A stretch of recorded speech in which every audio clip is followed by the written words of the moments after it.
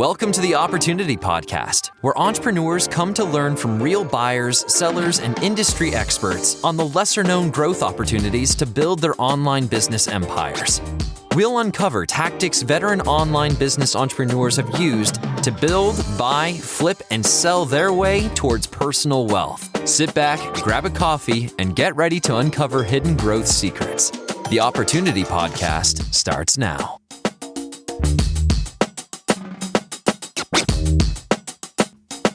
Hey everyone, welcome back to the Opportunity Podcast, your go-to resource for hidden growth opportunities throughout online business.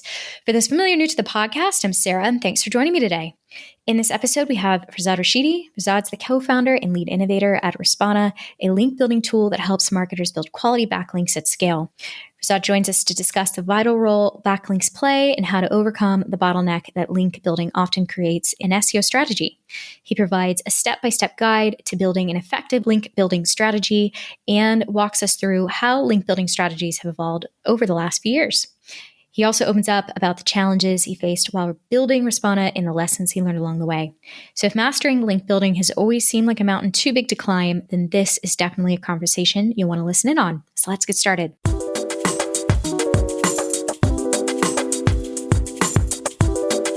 Hey everyone, welcome back to the Opportunity Podcast.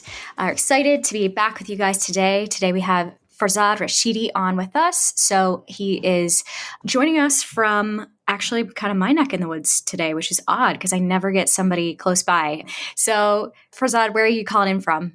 Thanks for having me on the show, Sarah. We're based out of Rockwell, Maryland. It's about a 20-minute drive north of Washington, D.C. for folks who don't know where that is.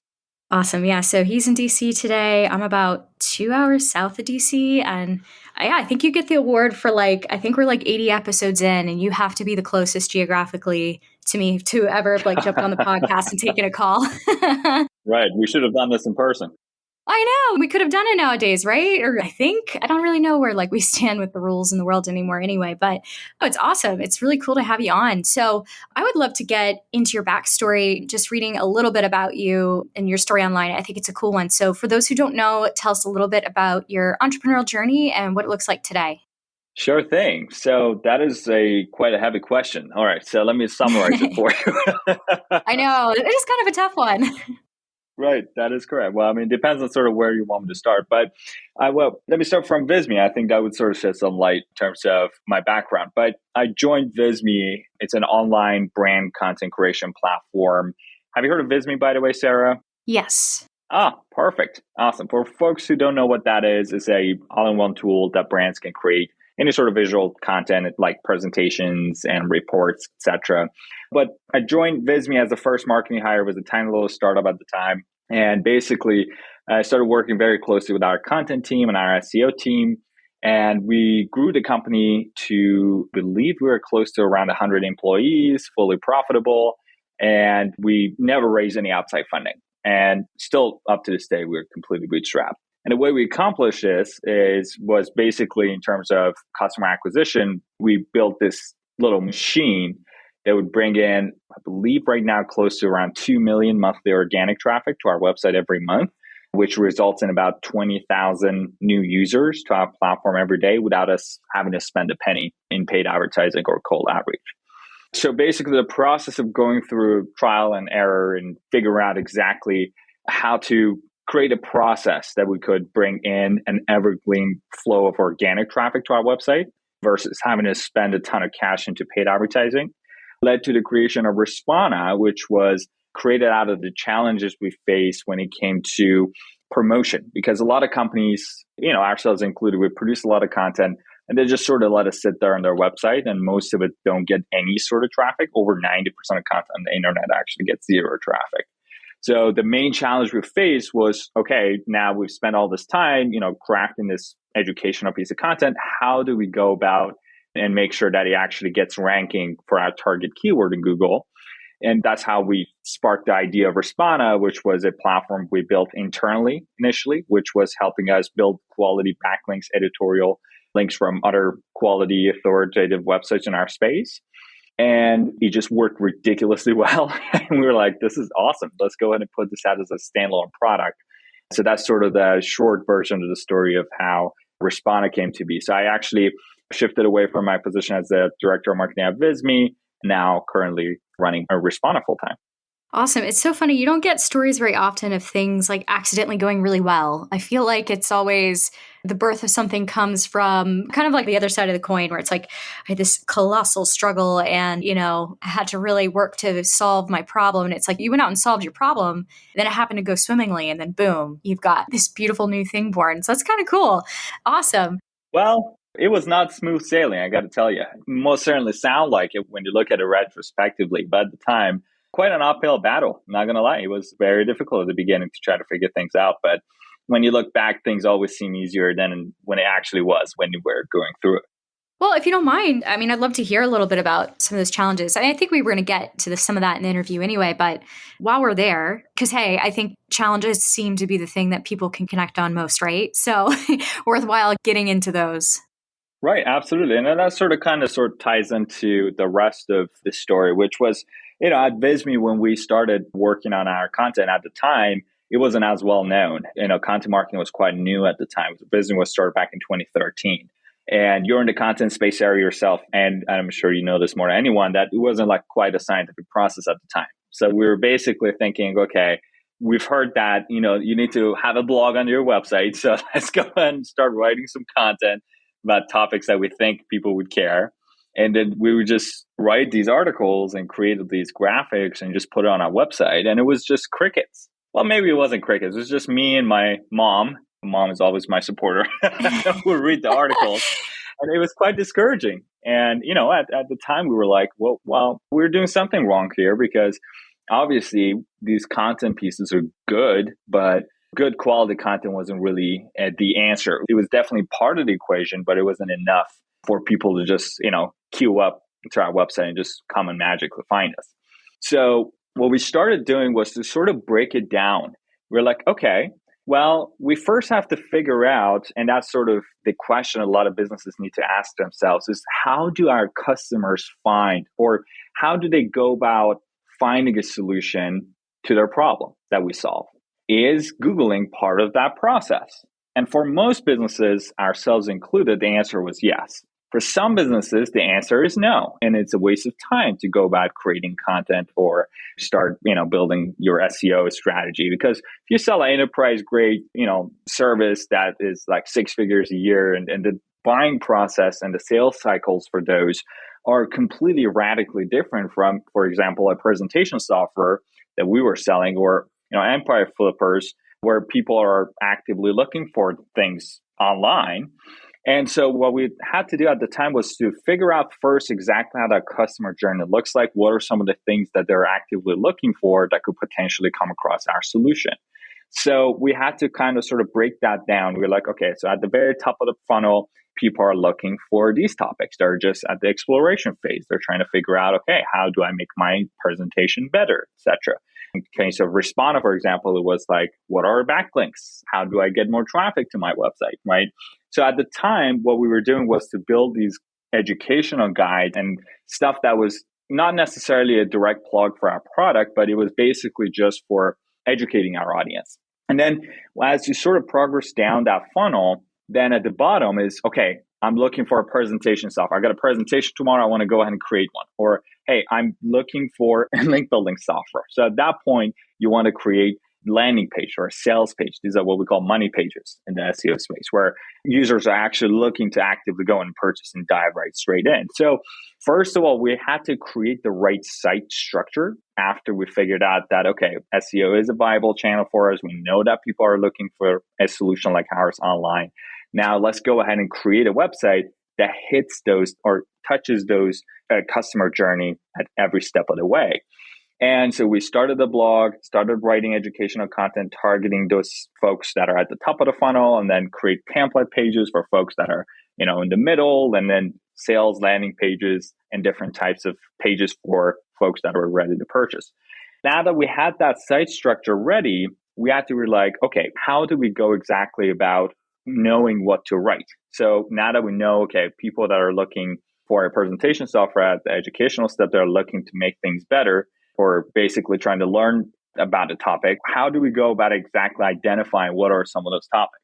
And, there are some tools out there like SEO software tools like Ahrefs or SEMrush. Have you heard of either of them before, Sarah? Oh, yeah, absolutely. Although I think I practically live on Ahrefs. Well, there we go. A different step, but different tool-ish. But I love ClearScope too. I'm always talking about ClearScope. That's a really fun SEO tool. So another one to add to the arsenal. No, we actually use both of them. And we're big Ahrefs fans, and we also use ClearScope as well. So basically what we were doing for our on-page side, now that we look back, it was a clear-cut process. But you have to remember that we had to learn this via trial and error over the years. And basically what we figured was, okay, so if folks who are listening are familiar with the tool called Ahrefs, it's a software that we predominantly use for keyword research. So you can basically run some certain topics through it and it will give you some keyword suggestions. And then you can, for example, you can run a parent keyword. And just to give you an example, for example, for Visme, presentation is our target parent keyword, right? Because that was something that our software does as a core function. So it will give you some certain search queries. What are people Googling about presentation? And it gives you 3-4 metrics about each one. And what we basically ended up doing was creating a process on how to go about prioritizing them, because there's almost an unlimited number of different ways on how you can Google something, right? There's millions of keywords about presentations. And the way we would sort of go about prioritizing them was what I called finding these opportunity keywords, where basically we had to find keywords that had the highest traffic potential, but lowest competition, and at the same time have high commercial intent. Which sounds too good to be true, but it's just pure math because metrics exist. You just have to pop it into a formula to prioritize those keywords based on those metrics. So there's no perfect keyword out there. It's just a matter of, in relative to each other for each parent keyword, how do you go about finding them? So actually, I outlined the formula and I outlined the process in the little ebook I wrote, and it's for free. Folks can find it. Just Google Visme marketing strategy. And I wrote a very lengthy PDF on this. But if you guys want to just start in that page, it starts from page 23. And then in the next 3 or 4 pages, sort of explain exactly with screenshots on how we go about prioritizing these keywords. And now, okay, once we have these list of keywords, we understand what is the user intent for each one. So if somebody's, for example, looking for infographic templates, it's unlikely they're looking for a blog post. They just want a template, right? They just want to plug their info, get that infographic out there. Or if they're looking for how do I memorize a presentation, it's likely they're looking for a guide, looking for educational material. So let's go ahead and create those pages according to the user intent. And the user intent is very easy. Just go ahead and just Google it and see what pops up. Because Google is running millions of tests and they've figured out, okay, when people are looking for that keyword, most likely they're looking for this type of content. So once you go ahead and put all these content pieces out there and you do all this research and you start crafting these pieces, it's going to be crickets. Because guess what? When you go ahead and create a guide on, for example, how to create a presentation, I would just guess there's over 1 billion web pages that are competing for the same keyword. And even if you're in the top 1%, you're still competing against millions of other websites that are competing for the same keyword. So how would you differentiate, Sarah? Oof. It's so funny because you're like talking to me about all this keyword stuff today. I just got off like a keyword. I mean, we're working on some keyword stuff prior to this call. So now I'm like all keyworded out. I'm all like SEO. But sorry. I know like... Didn't mean to put you on the spot here. No. But I mean, I think where we're leading into is starting to, obviously get into the next step, which is, okay, if you can't exactly compete with all those pages, you got to go for the links, right? Exactly. And that sort of led to the idea of Respona. And eventually I'm going to get into that here in a second. But basically, once you go ahead and put out pieces of content, then you're competing against millions of other websites that are authoritative, that are also doing the same thing. And a lot of people in content marketing and SEO are obsessed with what we call on-page SEO, which basically is, it's the process of finding the right keywords, writing quality pieces of content, making sure your site loads fast and it's user-friendly and it's mobile responsive and all that stuff that's under your control. Because as humans, we love things that are under our control. We hate uncertainty. The problem with that is that since it's under our control, lots of other businesses are going through the same process. And they've figured out over the years and they're doing the same things. So if you're Google, how would you go about prioritizing them? Because 99% of the clicks happen on the first page. And half of it is covered by ads. So how do you actually position yourself during the very, very cream on the crop portion of the search results? And that sort of led to the idea of backlinks. So back in the day, a lot of search engines, the way they were working, like AOL and Yahoo at the time before Google came about, were basically focused on keywords. So what happened was that a lot of people would just stuff their pages with keywords and they would show up in the search results. And the way Google sort of beat them and dominated the market was by creation of the algorithm called Pagerank, which, Sarah, I'm sure you know the whole backstory, where they basically got the idea from, research articles are valued by how many people cite them or reference them. So why don't we apply the same principles to web pages? If other people are talking about a certain web page or certain websites, it's a vote of popularity in eyes of Google. So it tells Google that, hey, this must be popular. This must be an authoritative source because other people are talking about it. And when you apply that to the equation in combination with all the other on-page metrics, then you come up with an algorithm that's really hard to beat. So you're saying that, okay, this content needs to be top-notch and popular. And that's what makes your content sort of getting rankings in Google. Obviously, very simply put, there's over 200 different factors that go into it. But that's sort of the simple, very simple version of that algorithm explained. So what we had to do, what we basically figured out was we need to go ahead and promote this content. It's not just enough to go out and produce quality pieces of content. So what we started doing was changing the allocation of our marketing resources. And people disagree with me on our team, but in my opinion, that was sort of put us over the top. So we spend around, Sarah, 20% of our marketing resources goes into content creation. We have an awesome team of editors, writers, designers that create content pieces. But the other 80% goes into content promotion and link building, which is normally the exact opposite ratio of what a lot of companies do content with.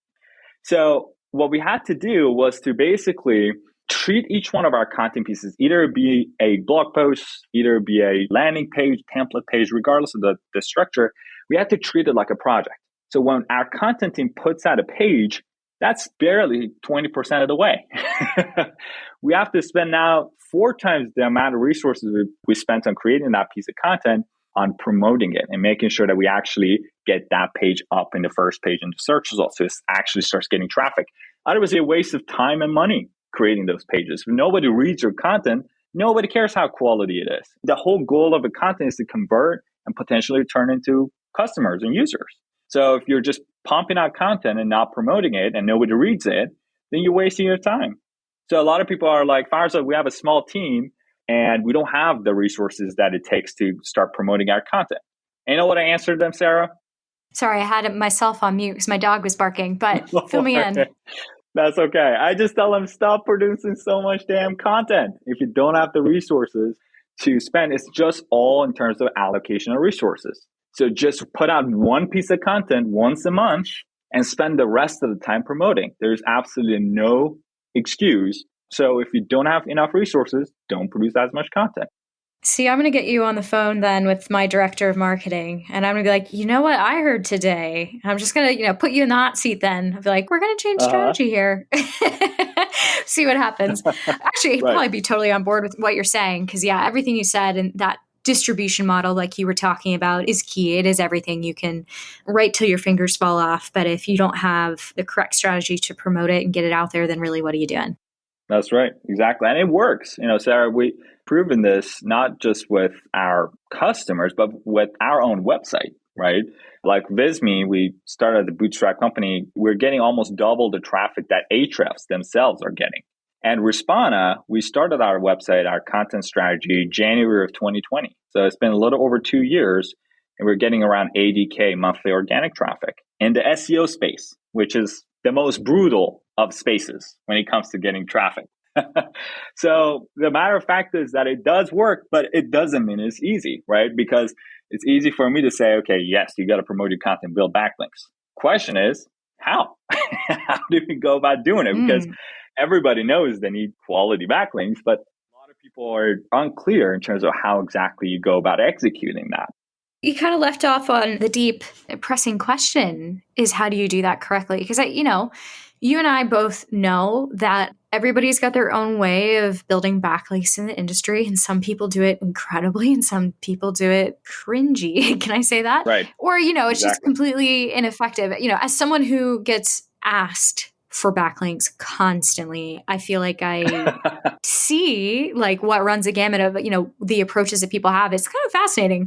It could be like Right. a whole piece of content within itself. But, there's a lot of things that we could talk about on this. I think one thing that I did want to get into is I think just the ways that people mess it up, right? Like, Right. everyone Exactly. wants these elusive backlinks, but what are people doing most often that's just completely off key when it comes to building quality backlinks? That's a great question, Sarah. And to me, doing backlinks in 2022, it sort of reminds you of cold sales back in like 2010 when people were just sort of spamming the world, hey, come buy our stuff. And I think now salespeople are doing a much better job at doing cold outreach for sales. I get these phenomenal emails that they just reference my grandmother's dog in there. And they're just sort of like, they know in and out of our business. I'm like, oh my God, okay. I feel violated almost every time I get these sales emails. But I feel like the progression of the quality and the process for doing cold outreach sales, it sort of reminds you of what's happening right now in the link building space, where people are just sort of spamming the world or purchasing these batches of links from these shady websites or hiring some agencies that they don't know what they're doing. And, to that, I answer that Google has become extremely smart in spotting what's natural and what's not. Okay, so if you're getting these backlinks from completely irrelevant websites that cover anything and everything, that are news sites, and you just paid someone or earned them somehow, and those do very little in terms of helping out, because you have to remember that it's not a matter of quantity as much as it is about quality and relevance. And that's something that they put Google, at least based on, again, it's a black box. Nobody knows exactly what their algorithm was. But what we've noticed is that once they catch you red-handed, then it's a matter of, risking your entire business. Because if you are, getting a decent amount of traffic built on top of shady backlinks, once Google cracks down on them, which they will over time, then you're risking the entire existence of your business. So it's a matter of risk as well as being ethical. Now, in terms of backlinks, Sarah, I could probably just walk you through an example. I think that would be actually more fruitful. What do you think? Let me try to get a backlink from Empire Flipper. Shall I do it? I think it'd be fun. All right. So let's go. I want to see this done. Okay. All right. Let's see what I can practice on the spot. No pressure. Okay. All right, let me do this. So I just opened up literally our blog, and one of the first articles I see is how to pitch a podcast. Okay. So this is actually great because we pitched you guys and I got this interview. So it worked. Go ahead and check out that guide on how to pitch a podcast. Anyway, so let me start off. So Sarah, the first thing our team does, let's say we put together this post on how to pitch a podcast. One of the first things we do is that we try to go and find non-competing pieces of articles, educational material that from other websites that are relevant to us that happen to mention or talked about very briefly about that topic. So let's say we put a post on how to pitch a podcast, and you guys on Empire Flippers put together a guide on what are the best marketing strategies in 2022. And you guys introduced like 11 different ways or marketing strategies on the blog post. And one of those strategies is going on podcasts as a guest, exactly what I'm doing here. All right. Now, since the focal point of that article is somewhat different from exactly the article that we've written, which is on how to pitch a podcast, here's the angle I would do. First of all, we got to find that specific piece of article on your website. So there's a process. We use some advanced operators using Respona, or you can just Google it. You don't need Respona for that either.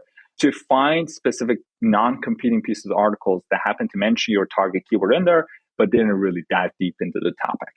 Then we come across the post on Empire Flippers, best marketing strategies in 2022. Now, the second says to find the right person.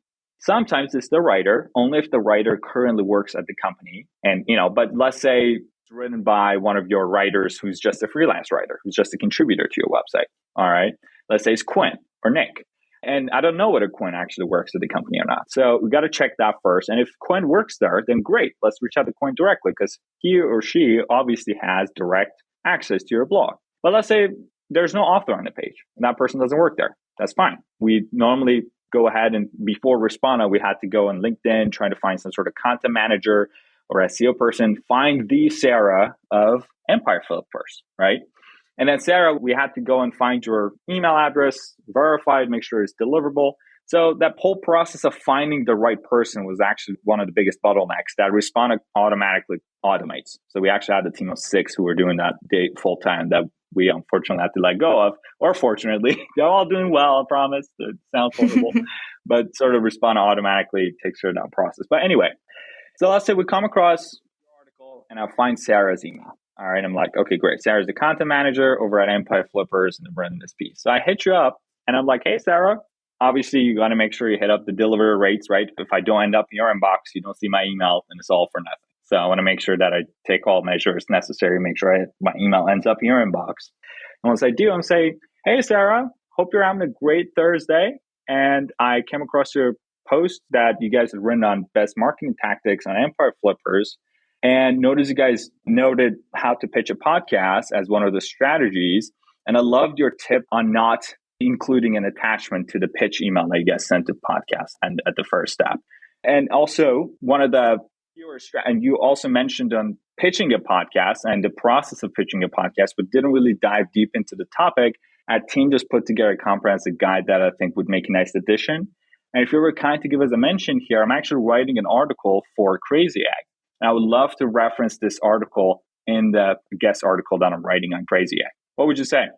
I mean, I always value getting a message with that level of specificity because I can't tell you how many messages I get that have like just the wrong specifics, or it's like an article that I didn't even write. That's what happens to me the most, I think. It's like, Sarah, I really loved your article. And I look at the article and I'm like, I did not write that article. I'm not the writer. I'm not the writer. It happens all the time.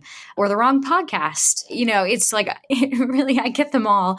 So no, I would see something like that and be like, okay, you know, somebody has gone through the steps, put the detail in. At least I know they're not completely spamming me if they've done like this much so far, you know, because everything else that's completely off detail, I'm like, nope, next one. Sorry to anyone out there who sent me some emails. You know, we needed to work. No on need to emails. apologize. Absolutely. And the most important part, Sarah, though, is the incentive. It's I'm giving you a reason on why you should take 5 seconds out of your day to read my email. Right. And that part is really what's going to make or break my pitch. I'm saying, hey, I'm actually willing to reference your article in one of the biggest publications in the marketing space, right? And that's one of the biggest mistakes that a lot of people make is that they shoot too high. And I always tell, even our customers, I'm like, play within your league. Don't reach out to Empire Flippers if you just started the site yesterday, all right? Start out with some of the smaller sites. As your site grows, then you can start reaching out to websites that are within your range. So right now, Respona has a DR of, I believe, like 76 or 77. And Empire Flippers is, I believe, is around 74, 75. We're around the same range. So that means that I have enough value proposition for you to feel comfortable about including my article and yours. And also, I am able to include enough incentive for you to take 30 seconds out of your day to actually make any adjustments to that content piece.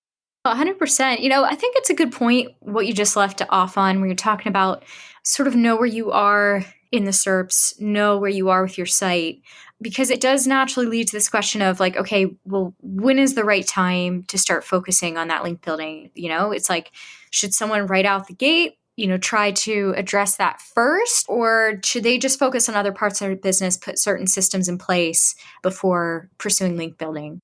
Exactly. And, you know, another thing is also the process that I just walked you through is step one in our link building process, which what we call transactional link exchanges. Now, these normally have around a success rate of between, I would say, 5 to 10%.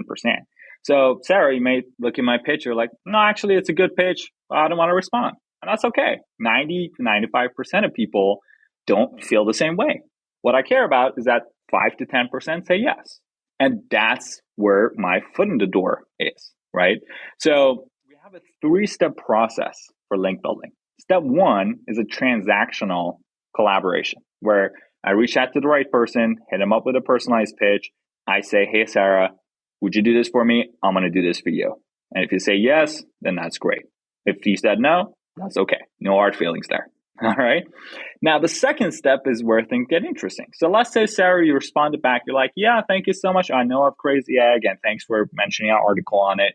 And went ahead and actually I looked into your article. I think it would make a nice addition. It's complementary to our content. And I went ahead and added it in. I'm like, great, Sarah. That's perfect. Thank you so much.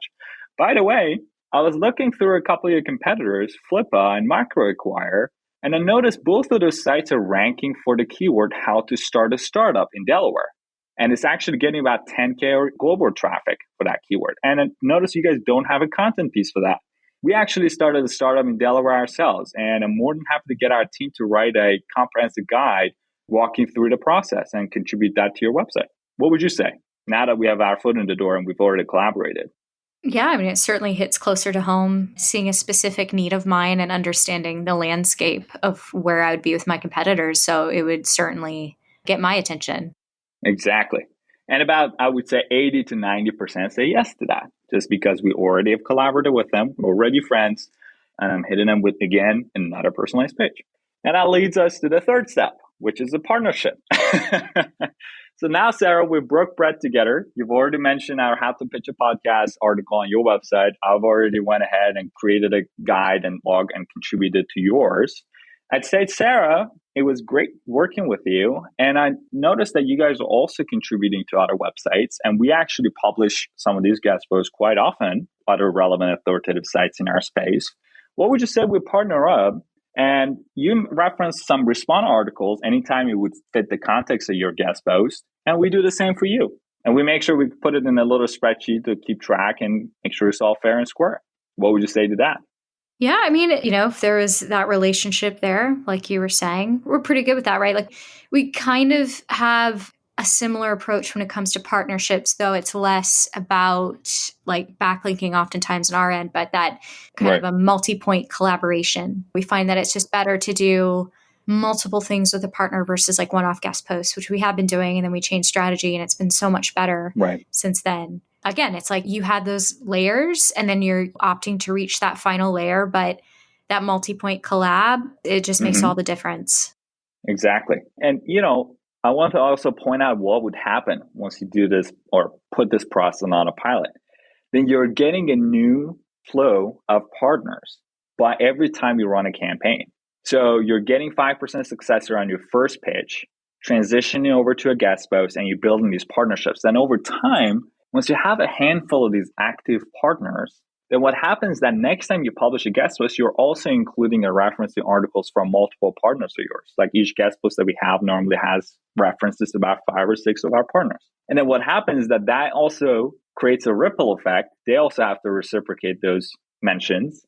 So each guest post that we're now publishing is, resulting in about 5 or 6 other authoritative references from 5 or 6 different websites through our partners. So it creates a ripple effect. So once you put that machine on autopilot right now at Respona, we have one person managing that process from A to Z, because Respona automates a lot of the dirty work so that we can focus more on personalization. Now it's resulting in about 100 quality backlinks to our website every month. Wow. 100 from one person. Wow. Now, I don't want to make some false advertising and say, hey, you're going to come use Respona, you're going to make 100 backlinks a month. You most likely won't, because we didn't get here overnight. It is going to take some time and it takes a level of experimentation to figure things out. Find your footing, find the right messaging, find the right incentives.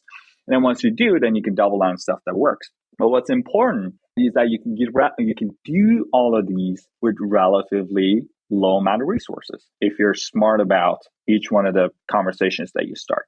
Yeah, I think about that. I'm thinking about like engines that are working well. I mean, it sounds like you've really hit your stride with that process.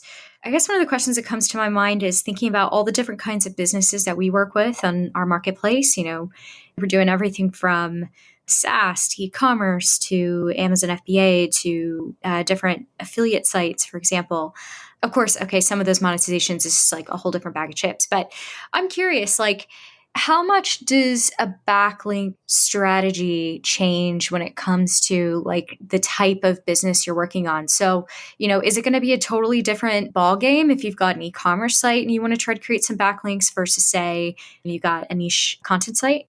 So the process is quite similar. However, the type of websites you're reaching out, the pitch, the messaging, the incentives are highly dependent on the type of business and the space that you're in. Okay. So I'm surprised every day in terms of different strategies people come up with from different, we have around 2,000 customers in our community, and sometimes have customer calls and they tell me what they're doing. And it's quite interesting because it is naturally different to build backlinks for an e-commerce store. But what all of these businesses have in common is that they acquire most of their customers through Google. If you are acquiring customers from Google, you have to do SEO in order to have it evergreen flow organic traffic. In order to get an evergreen flow of traffic, it's a puzzle. And that puzzle is divided into two parts. On-page SEO is to create relevant pages on your website, targeting specific keywords. And the other piece of the puzzle is off-page SEO, which is you having to go get quality backlinks to those specific pages. And it's quite a clear-cut process. So it's always oftentimes say it's kind of like building a house. So the content on your website is kind of like the foundation, and the house that you build on top of it is the backlinks. So you can't do one without another. They go hand in hand. I see what you mean there. Gosh, you must really have an inside look at so many different, across all those different customers, some really interesting stuff. Has there ever been anything that's kind of surprised you? Or something that you thought, wow, I'm really impressed with that? Yes, actually. And that is funny you mentioned this because one of the best performing strategies for us has been podcast outreach, which nobody thinks of when they think of a link building strategy.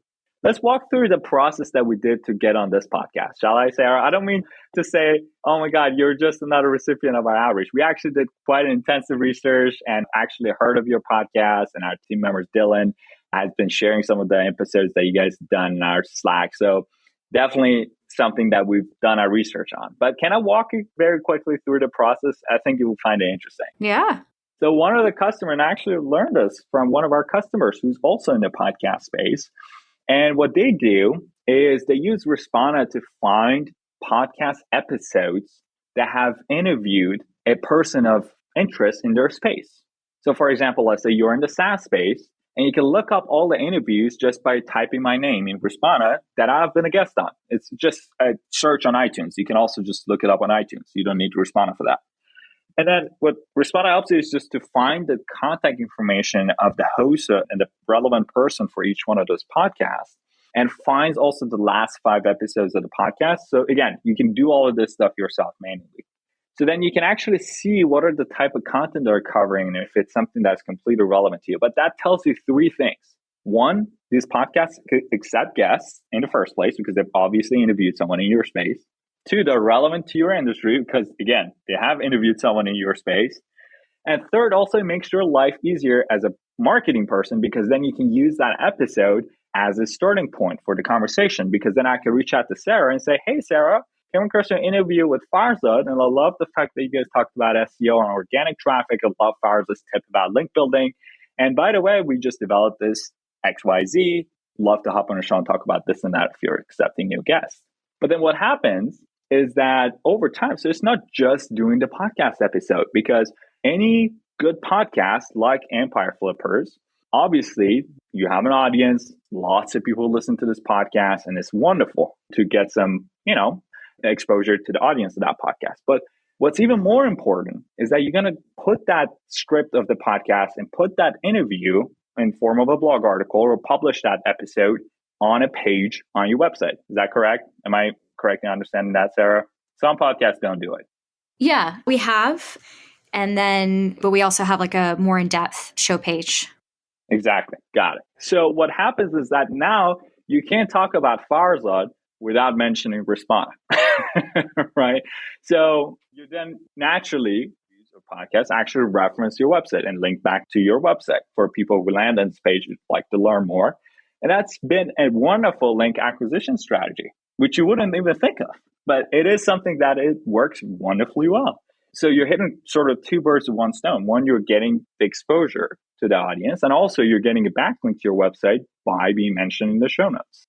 No, I mean, I usually people, it depends. We talk to people for like different reasons, and some, some do want the link and that's clear, but others are kind of like using it to share their story, get exposure, promote a project in a timely manner. So it's, everyone comes in a different way. It's funny, as you lay out this template, I'm like, I'm about to get outreached quite a bit, aren't I? Everyone's going to be like, well, you have to say yes to me because I just pretty much took that verbatim from the podcast in this way. So everyone out there, you maybe have to tweak it, fit it to your own thing. I am very guilty of revealing all of our secrets. And we've gotten pitches ourselves of people using the exact same methods that we offer or we educate people on. So yes, I understand the pain there. So I'm wondering, I feel like this is a nice, maybe it's a bit of an opinion question, but I'd love your take on what you think are the characteristics of, a good backlink compared to a bad one. So I don't think there is a 0 and 1 when it comes to good or bad backlink. It's more so a matter of weight. And again, this is not something that is my personal opinion. It's more so done by reading documentation and also what John Moon, I'm sure you follow him from Google Webmasters team, has talked about publicly about their algorithm. And one of the first important things is relevancy. So if a backlink is placed on a web page, and from the context of that page, it doesn't make sense to link back to something else, then in and out of itself, it's a big red flag. So the relevancy of the web page that you're getting your link from is one of the most important factors. So it doesn't matter if you have a ton of links from a lot of websites if none of the backlinks actually make contextual sense. Number 2, obviously, is the quality of the website that you're getting your link from. Are you getting a link from Empire Flippers? Great for you. That's awesome. Or you're getting a random blog that just started last month. So the authoritativeness of that website, along with the relevancy of the web page that you're getting your link from, is very important. Number 3, the link tag is basically whether it's a do follow link, whether it's a no follow, or it's a sponsored link. So what happened back in the day when Google started announcing that, hey, now backlinks are important. Go get some backlinks. Marketers always ruin everything. So everybody started just, putting backlinks on Facebook and Twitter and all these social websites that are user-generated content and commenting on spamming other people's websites by commenting on our stuff. So Google had to basically remove the incentive to do spammy kinds of link building was to introduce a tag called no follow. So now websites like social media websites like Facebook, Twitter, doesn't matter if you have a million links from them, those links are nullified because they have a no follow tag. But if you have a do follow tag, that does put emphasis on. So basically it's just signaling to Google that, hey, this is not a user generated content. This is something that we're actually actively promoting and vouching for. Now, there's some discussion on whether or not that's entirely enforced or not. But normally those are 3 main factors that I would put it. I like that. Yeah, it's nice to get a bit of a breakdown. I feel like everybody's got a different sense of, what they feel like is good or bad. And sometimes it comes down to a little bit of intuition or situation even. So no, I appreciate that. I know that we've jumped around a bunch in the questions, so I'm trying to make sure that I don't make you repeat anything too much here.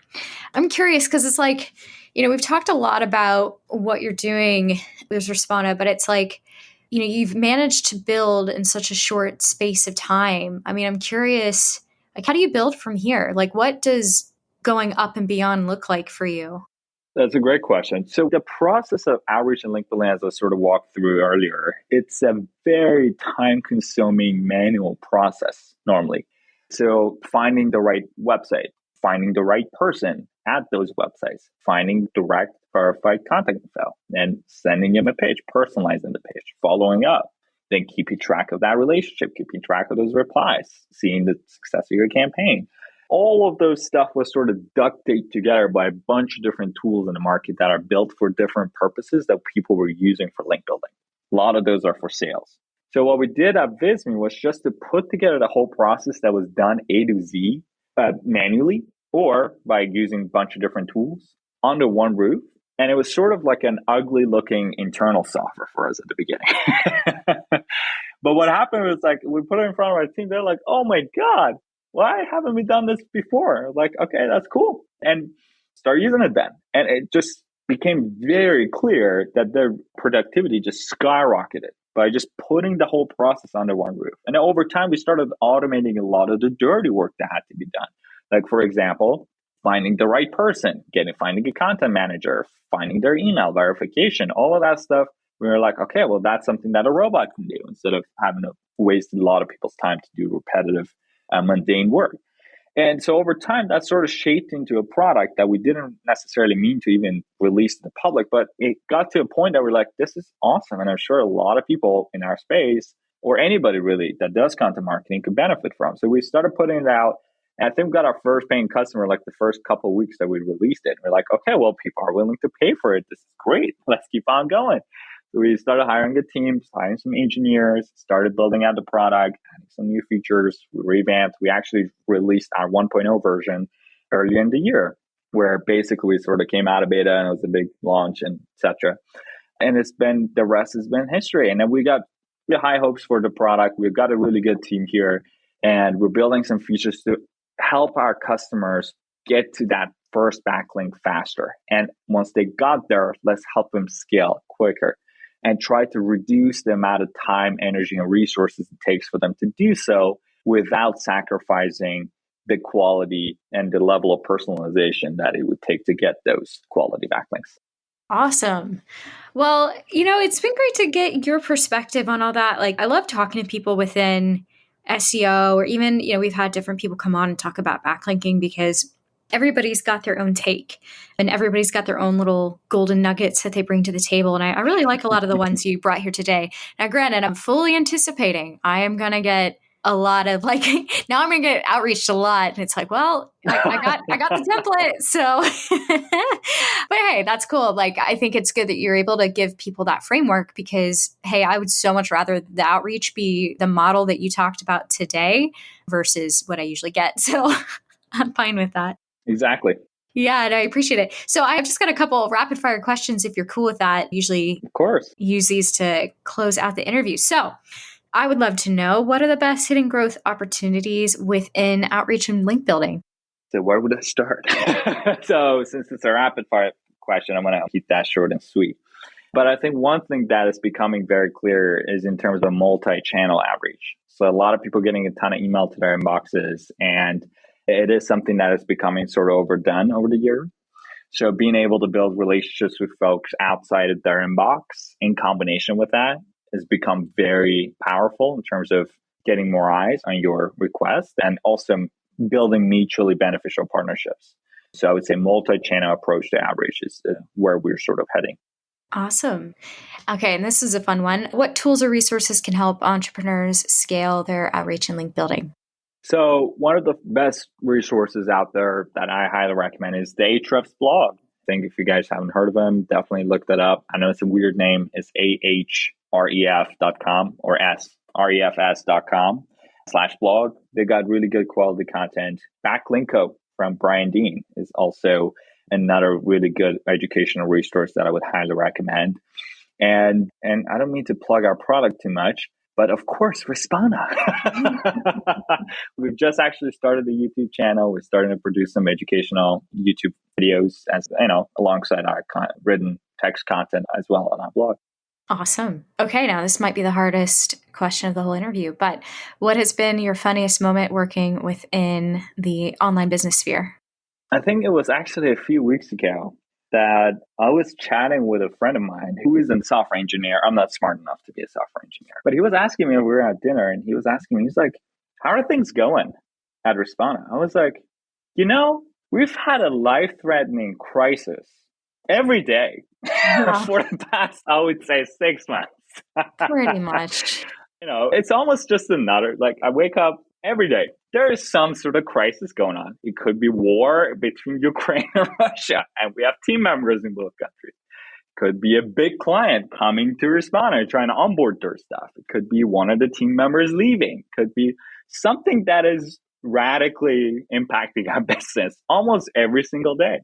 So I just almost found it funny, and I don't even feel like I'm dealing with a crisis. This is just another problem, another day that we're going through. And I don't know, maybe it's not funny. It's almost a dark sense of humor, but yeah, I guess that was it. No, I mean, I can empathize with that. I think this treadmill that we've all been on for a long time, it's like, yeah, you got whatever hat you had to put on to get through this time period in the past few years, and kind of hoping that hat is well fitted and is going to keep you through the next upcoming crises. you're in it and you're going. Yeah. And I think there with you as a collective. So I get it. I get how that can be like a darkly funny moment. Just kind of look at your life and yourself and be like, huh, yeah. Yeah, I can almost kind of laugh at where I am right now. Yeah. Exactly. It's like almost desensitized to crises anymore. It's like, all right, what's happening today? Let's see what would go wrong. Yeah, well, you and I had spoken about it earlier. I hope that things, pan out for your team. Obviously, hope everyone is safe and that you guys, obviously you've done great work amidst everything going on. So it's really cool to see, how far you guys have come in such a short space of time. Kudos to you guys. But it's been awesome to have you on the show today and to learn a whole lot more about link building and really get that definitive structure like we talked about it. I think this is going to be really handy for our audience. So thank you for offering that today. Absolutely. It was my pleasure. Thank you so much, Sarah, for having me on the show. Thank you so much, Farzad.